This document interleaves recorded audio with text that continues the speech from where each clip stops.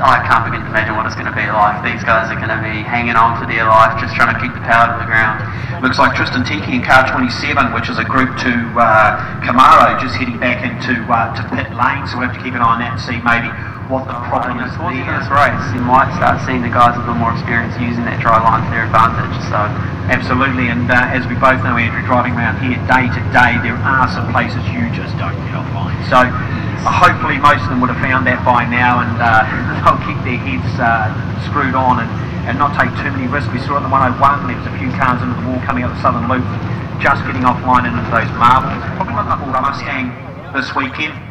Remembering that this is the first round of the Central Muscle Cars Championship for 2015. So they're not just here to put on a fantastic show. Dr. John, the next set of cars away now, about 40 seconds, so they've got to make up that much to catch Dr. John.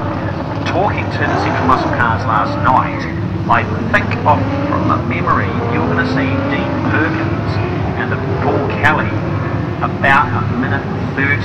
They're going to have to wait before they launch from where they are. So Dr. John's got a minute 30 head start, but I tell you what, he's not going to be far before John's tail.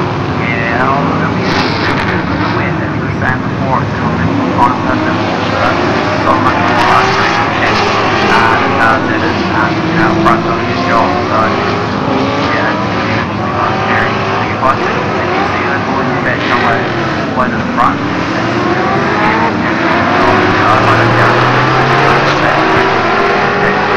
well, there you go, you can visually see it now. Dean Perkins, Paul Kelly are off the line and away they go.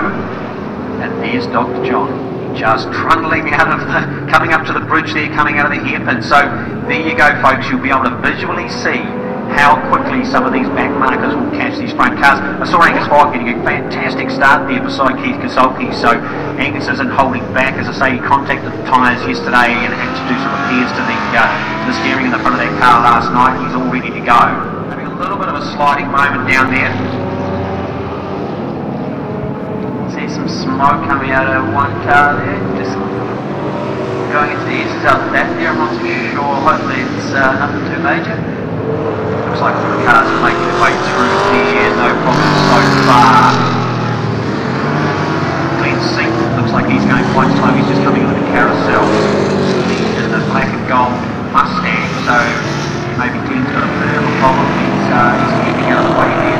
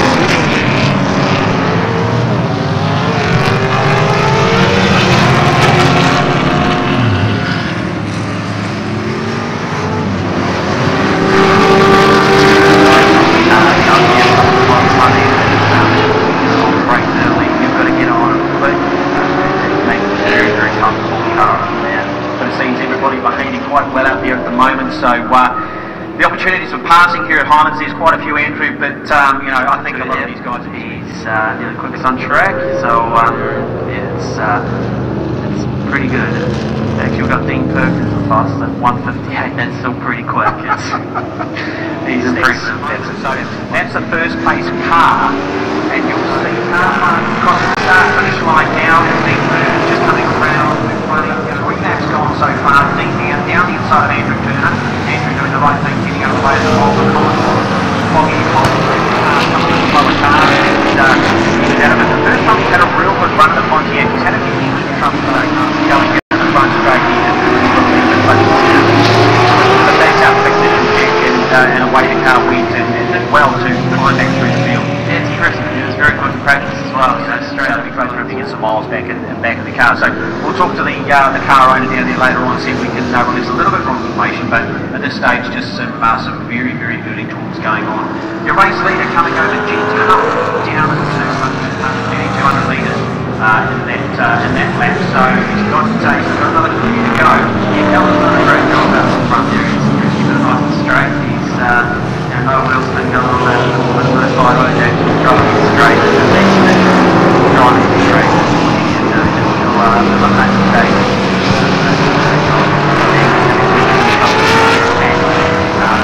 The back market, and it looks like right in front of the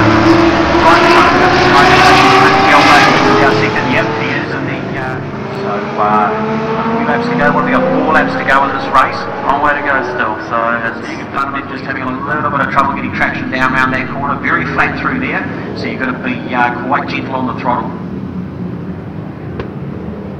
So Andrew, the corner here that, and I don't want to put the Commodore's curse on anybody, and I hope I don't, the Toyota corner here, mate, the last corner here at Highlands before the main straight, it's a very big committed corner, isn't it? It is. It doesn't matter what you're in. If you are pushing 110%, there's a lot of commitment required.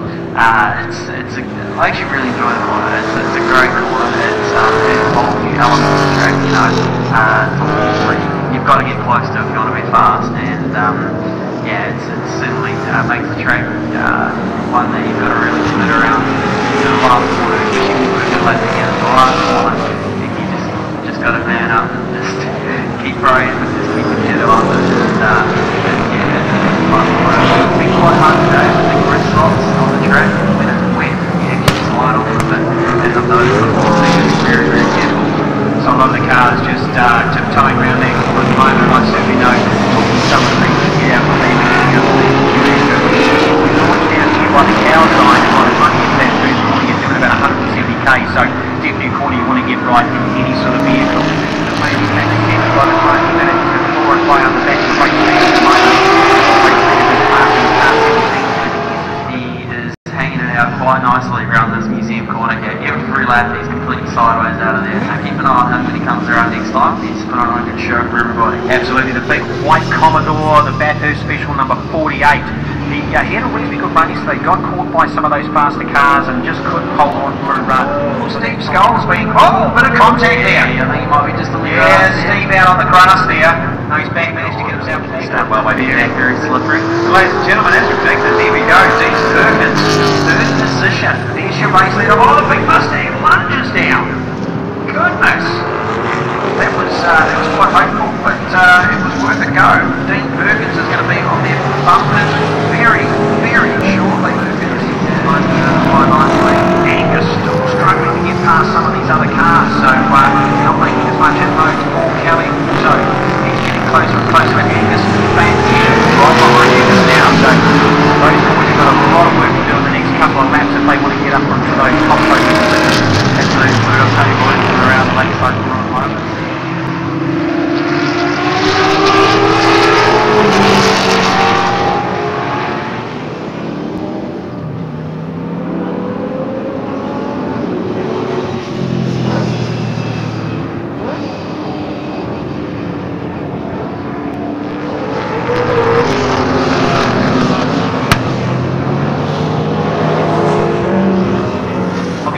Trying to find some of the wet out there on the circuit at present. Yeah, absolutely. So you make it on the front straight as well. You'll see a few of the side stuff coming out. And that does make a difference. You can actually see the whole thing start to slide around the line. Here we go, Angus Wild starting to battle with Paul Kelly. That's going to be taking the race through. Goodness. Especially when you're offline, there's quite wet there still. And that's a funny class on the inside there. I'll let you change that. go, the big Commodore just starting to put on a show for the crowd, and absolutely fantastic to see a bit of car control out there in the wet, but our leader making reasonably easy. That is really close, so he's done a great job. And so it's the last lap now, and we'll see Dini probably put on a bit of a show for us now.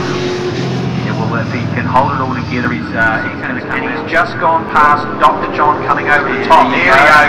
Here we go. Dean Burford showing you what the big XE Falcon can do. Come on, Dean, easy, boy. Oh, here we go. Take it like that. Good on. That shows the level of car control. He's able to just take it out the sideways, even on the last lap. Yeah, it shows you why he's very confident. Absolutely fantastic. He can fall. He's not going to be outdone as he comes past there.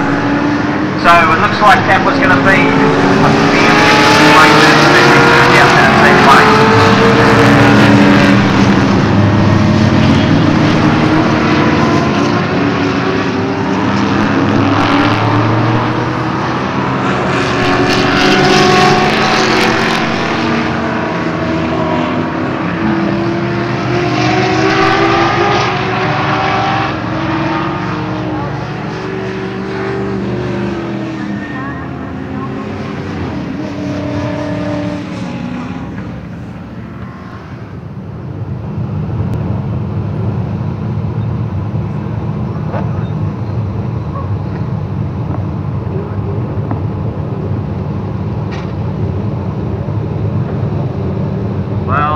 Here we are again, just managed to get back into the commentary before the start of this one, and there we go.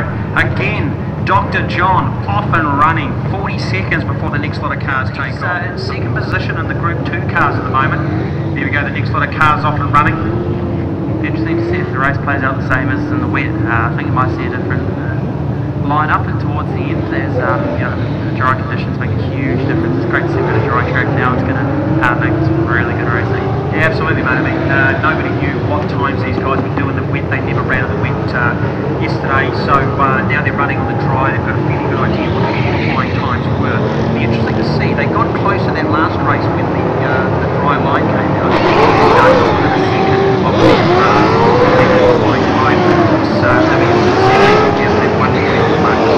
Yeah, absolutely. I think they were too far away. Being quite nice and used to rain. Nice that we're out of the way.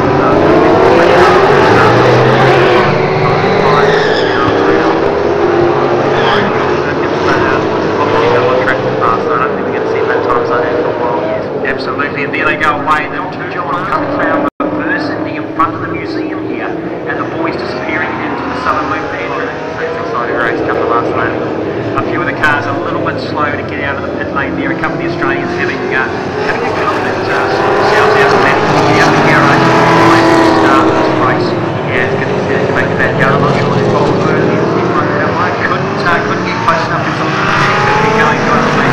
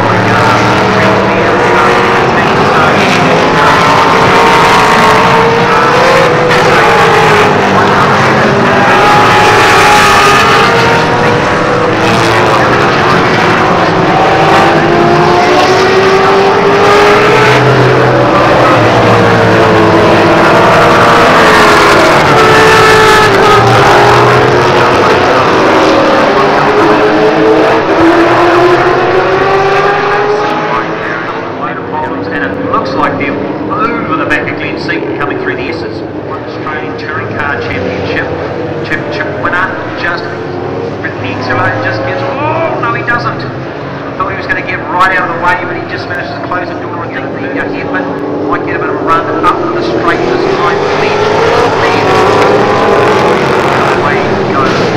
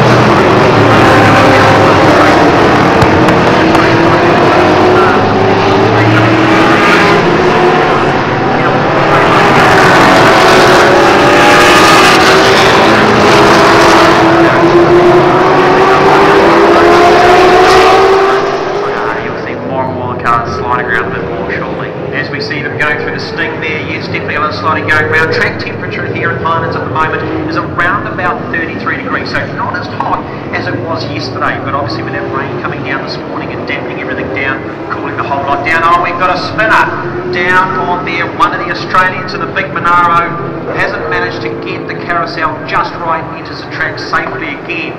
So we'll catch the number on the way past, but just running. What is about putting money on for this race? He's got one lap to go, so yeah, I'll be surprised if they catch him at Highland. Now that's going to happen. Yeah, and 167 stop just coming off the bridge there. And a shame that's 2 D&M so far this weekend. Oh, now they're getting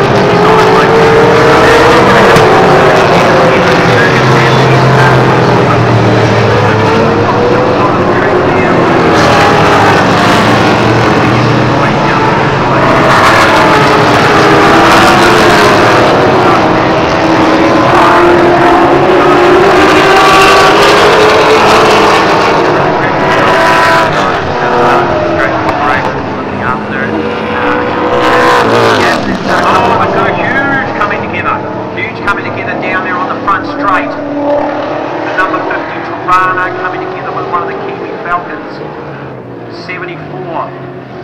Not a place you want to go in. Harry Mahoney from Australia in the 50 car. That is a fairly big hit down there. Yeah, let's see what happens now. For these sort of events, so just going over and making sure that the drivers are okay and get them out of that car.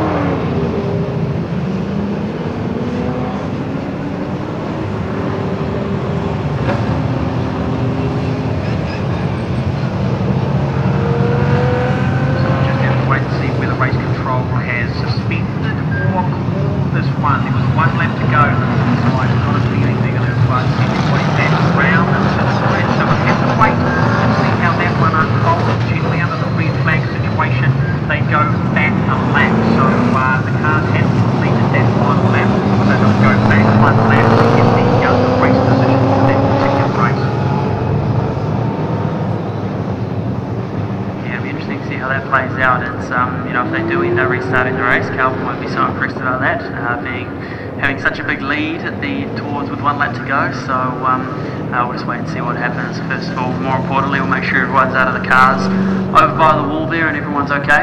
Absolutely, we can see both drivers up out of the car, so that's fantastic that they're both okay.